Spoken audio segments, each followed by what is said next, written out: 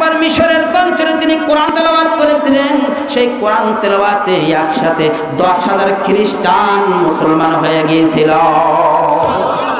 কোরআনের মুজিজা, কোরআনের মুজিজা।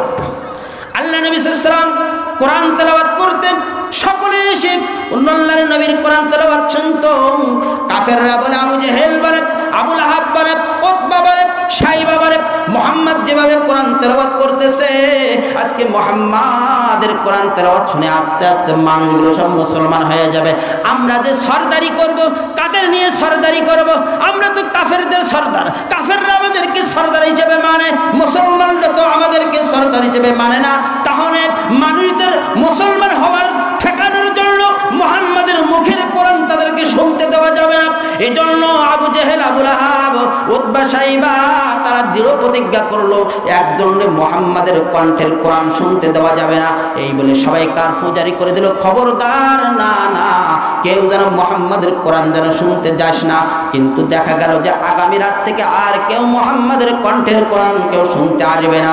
আবু জেহেল বলে, দেখি না দেখি, আমি তো আল্লাহু আকবার, মুহাম্মাদের কণ্ঠের কোরআন যদি আমার কানে না আসে, আমি আবু জেহেল তো ঘুমাইতে পারি না। আবু লাহাব বলে, রে মুহাম্মাদের কণ্ঠের আওয়াজ না শোনা পর্যন্ত আমার পিঠ বিছানায় থাকে না।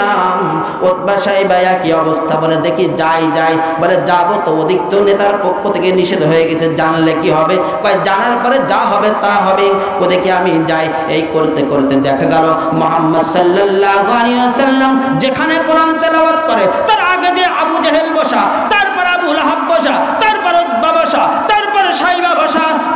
মদিনার ভিতরে, মক্কার ভিতরে এমন কাফের নাই মুহাম্মদ সাল্লাল্লাহু আলাইহি সাল্লামের সামনে বসা নাই। তখন মুহাম্মদ সাল্লাল্লাহু আলাইহি সাল্লামের তেলাওয়াত শোনার পরে যখন সবাই একত্রিত হয়ে গেল, একত্রিত হওয়ার পরে বলছে, কি রে, তোমরা কেন নিষেধ করার পরও মুহাম্মাদের জবানের তেলাওয়াত শোনার জন্য তোমরা সেখানে গেলে?